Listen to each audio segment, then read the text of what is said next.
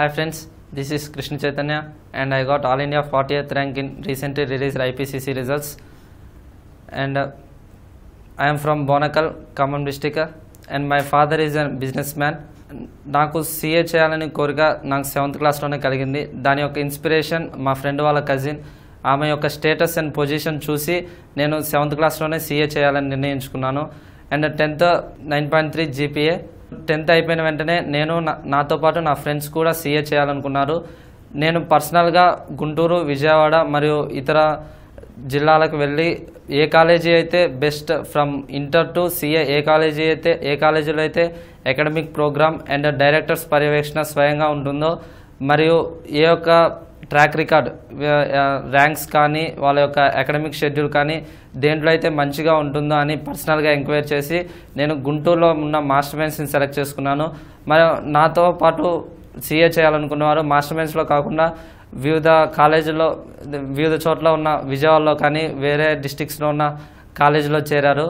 And నేను ఇంటర్లో MEC గ్రూప్లోనే join అయ్యాను.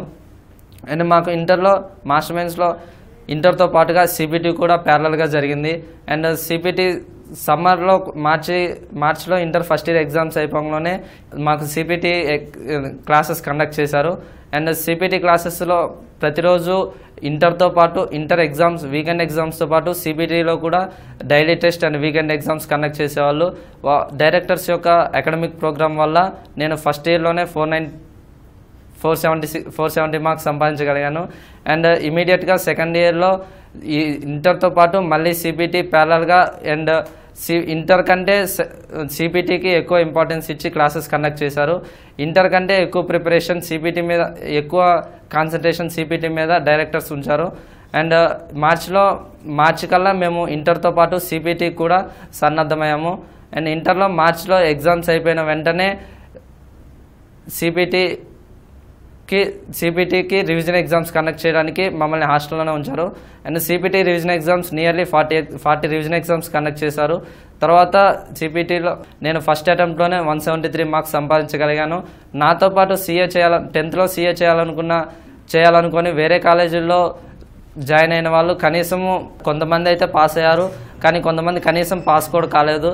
అండ్ పాస్ అయిన మా ఫ్రెండ్స్ నా దగ్గరకు వచ్చి ఐపీసీసీ కోసము ఏపీ కంటే చెన్నై, బెంగళూరులోనే ఫ్రీగా ఉంటుంది అండ్ మనం ఈజీగా కమ్యూనికేషన్ స్కిల్స్ అండ్ ఫ్యాకల్టీ మంచిగా ఉంటారని చెప్పినా కూడాను వాళ్ళందరూ అక్కడ చెప్పి నన్ను కూడా అక్కడికి తీసుకెళ్దాం అనుకున్నారు. కానీ నేను మాస్టర్ మైండ్సే ఐపీసీసీకి మాస్టర్ మైండ్సే కరెక్ట్ అని భావించి ఐపీసీసీ కూడా మాస్టర్ మైండ్స్లోనే కంటిన్యూ చేశాను. అండ్ మాస్టర్ మైండ్స్లో మాకు ఐపీసీసీలో మార్నింగ్ 7 to 9 క్లాసెస్ కండక్ట్ చేసేవాళ్ళు. అండ్ ఎవ్రీడే అట్లీస్ట్ 1 hour ఆ రోజు జరిగిన లెసన్స్ని రివైజ్ చేసుకోవడానికి స్టడీ అవర్ ఇచ్చేవాళ్ళు. అండ్ ఎవ్రీ థర్స్డే మాకు థియరీలో ఎగ్జామ్ జరిగేది. అండ్ ఎవ్రీ సండే ప్రాబ్లమాటిక్ పేపర్స్లో ఎగ్జామ్ జరిగేది. థర్స్డే మాత్రము అతి కష్టమైన ఐటీఎస్ఎం పేపర్లో ఎగ్జామ్స్ జరిగేవి. ఓన్లీ ఐటీఎస్ఎం పేపర్లో ఎగ్జామ్స్ జరిగేవి. అండ్ వీకెండ్లో మిగతా subjects, problematic subjects and theory సబ్జెక్ట్స్లో ప్రతి సండే ఎగ్జామ్ జరిగేది. సిలబస్ కంప్లీట్ అయ్యేలోపు మాస్టర్ మైండ్స్ మెటీరియల్ మొత్తం ప్రిపేర్ అయ్యాము. అండ్ వన్స్ సిలబస్ కంప్లీట్ అయిన వెంటనే రివిజన్ కోసం బ్యాచెస్ని డివైడ్ చేశారు. రివిజన్ జరిగేటప్పుడు Master Minds material already prepare అయ్యాము కాబట్టి ఐసీఏ యొక్క study material and practice manual మీద ఎక్కువ కాన్సన్ట్రేషన్ చేశాము. అండ్ మాస్టర్ మైండ్స్ వాళ్ళు రివిజన్ షెడ్యూల్ ఇచ్చారు. మరియు ఆ రివిజన్ షెడ్యూల్కి తగ్గట్టుగా ఎవ్రీ 3 daysకి రివిజన్ ఎగ్జామ్స్ కండక్ట్ చేసేవాళ్ళు. దానివల్ల మాకు ఎక్కువ ప్రాక్టీస్ అయ్యి టైం మేనేజ్మెంట్ మీద ఎక్కువ అవగాహన కలిగింది. అండ్ ఆర్టీపీస్ మాకు master Minds material already during the classes complete చేసుకోవడం వల్ల ఐసీఏ వాళ్ళు రిలీజ్ చేసే ఆర్టీపీస్ అండ్ ఎంటీపీస్ మీద కూడా ఎక్కువ కాన్సన్ట్రేషన్ చేయగలిగాము. దానివల్ల ఐపీసీసీ ఫైనల్ ఎగ్జామ్లో ఎటువంటి ఫియర్ లేకుండా కంప్లీట్ చేయగలిగాము. నాతో పాటు సిబిటి క్వాలిఫై అయ్యి చెన్నై, బెంగళూరు వెళ్దాం అనుకున్న మా ఫ్రెండ్స్ కనీసం గ్రూప్ 1 కూడా క్వాలిఫై కాకుండా ఇంటికి తిరిగి వచ్చారు. అండ్ ఈ సక్సెస్కి కారణమైన మాస్టర్ మైండ్స్ యాజమాన్య స్టాఫ్కి, నాన్ టీచింగ్ స్టాఫ్కి థ్యాంక్ యూ వెరీ మచ్.